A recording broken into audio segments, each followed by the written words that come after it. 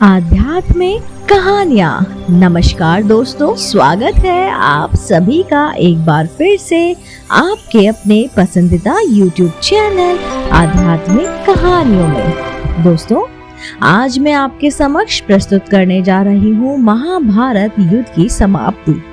जी हाँ, दुर्योधन की प्राय सारी सेना युद्ध में मारी गई थी। अंत तो गतवा उसका भीमसेन के साथ युद्ध हुआ। उसने पांडव पक्ष के पैदल आदि बहुत से सैनिकों का वध करके भीमसेन पर धावा किया।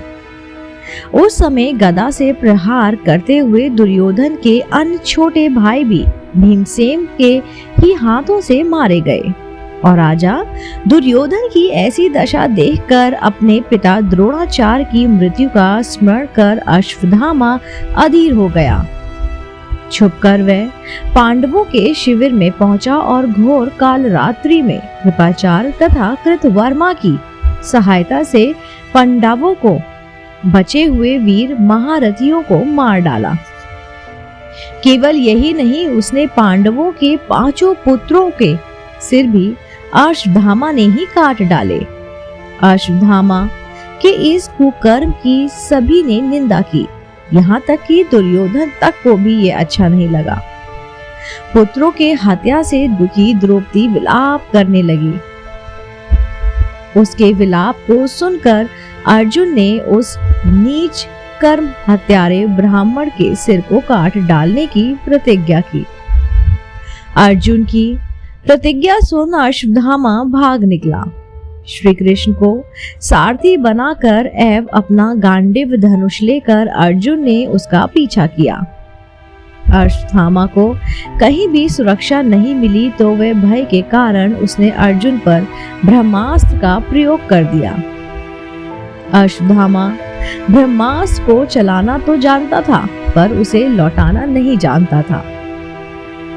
उस अति प्रचंड तेजोमय अग्नि को अपनी ओर आता देख अर्जुन ने श्री कृष्ण से विनती की, हे जनार्दन, आप ही इस त्रिगुणमयी दृष्टि को रचने वाले परमेश्वर हैं। सृष्टि के आदि और अंत में आप ही शेष रहते हैं।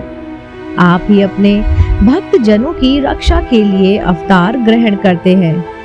आप ही ब्रह्म स्वरूप को रचना करते हैं। आप ही विष्णु स्वरूप को पालन करते हैं और आप ही रुद्र स्वरूप को ही संहार करते हैं। आप ही बताइए कि यह प्रचंड अग्नि मेरी ओर कहां से आ रही है और इससे मेरी रक्षा कैसे होगी? श्री कृष्ण बोले, हे अर्जुन, तुम्हारे भय से व्याकुल होकर अश्वत्थामा ने यह ब्रह्मास्त्र तुम पर छोड़ा है।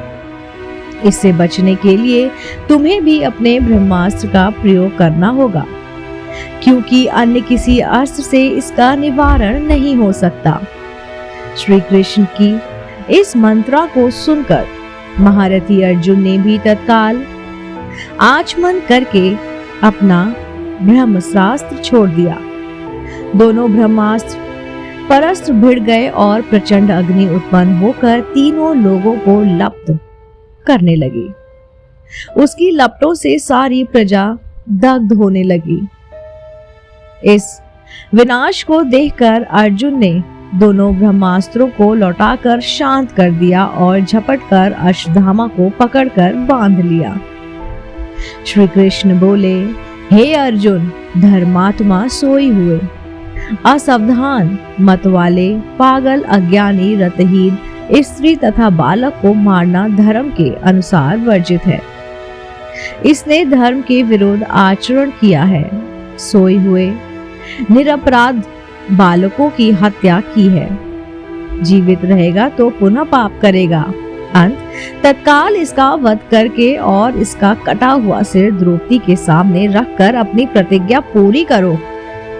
श्री कृष्ण के इस शब्दों को सुनने के बाद भी धीरवान अर्जुन को गुरुपुत्र पर दया ही आई और उन्होंने अश्वत्थामा को जीवित ही शिविर में ले जाकर द्रौपदी के सामने उपस्थित किया। पशु की तरह बंधे हुए गुरुपुत्र को देखकर ममतामयी द्रौपदी का कोमल हृदय पिघल गया।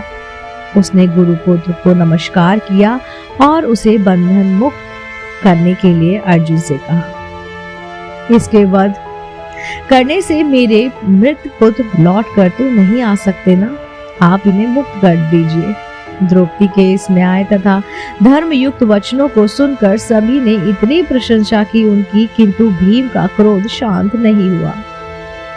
अर्जुन ने अपनी तलवार से अश्वत्थामा के सिर के केश काट डाले और उसके मस्तक की मणि निकाल ली। मणि निकल जाने से ही श्रीहीन हो गया। श्रीहीन तो वह उसी क्षण हो गया था जब उसने बालकों की हत्या की थी, किंतु केश मुंड जाने और मणि निकल जाने से वह और भी श्रीहीन हो गया और उसका सिर झुक गया। अर्जुन ने उसे उसी अपमानित अवस्था में शिविर से बाहर निकाल दिया। अश्वत्थामा को अपमानित कर शिविर से निकाल देने के पश्चात सारे पांडव अपने स्वराज यानी कि स्वजनों को जलदान करने के निमित्त धृतराष्ट्र तथा श्री कृष्णचंद्र को आगे करके अपने वंश की संपूर्ण स्त्रियों के साथ गंगा तट पर गए। उसी समय की बात है, एक अपूर्व घटना हुई। उन्होंने देखा कि उनकी बधू उत्तरा ने व्याकुल स्वर में कहा कि मुझे बचाओ, मुझे बचाओ, मेरी रक्षा करो। आप योग योगेश्वर हैं, देवताओं के सभी देवता हैं, संसार की रक्षा करने वाले हैं, आप सर्वशक्तिमान हैं। ये देखिए, प्रज्वलित लोहे का बाण मेरे गर्भ को नष्ट करना दे। हे प्रभु, आप ही मेरी रक्षा करके मुझे बचाओ और आप ही यह कार्य करने में समर्थ हैं। ऐसे कतार वचन सुनकर श्री कृष्ण तुरंत रथ से कूद पड़े और बोले कि अश्वत्थामा ने पांडव वंश को नष्ट करने के लिए फिर से ब्रह्मास्त्र का प्रयोग किया है, जिससे उत्तरा का गर्भ अत्यंत जलने लगा। परंतु श्री कृष्ण ने अपने तप से शिशु को पुनर्जीवित कर दिया। दोस्तों, ये थी कहानी महाभारत की समाप्ति से। जी हाँ, अगर आपको ये कहानी पसंद आई हो तो आप मेरे चैनल आध्यात्मिक कहानियों को तुरंत लाइक कीजिए, शेयर कीजिए और सब्सक्राइब करना बिल्कुल ना भूलिए। मैं आपको मिलती हूँ इसी चैनल पर नई रोचक धार्मिक और पौराणिक कहानी कथाओं के साथ। आप देख रहे थे आपका अपना पसंदीदा YouTube चैनल आध्यात्मिक कहानियाँ।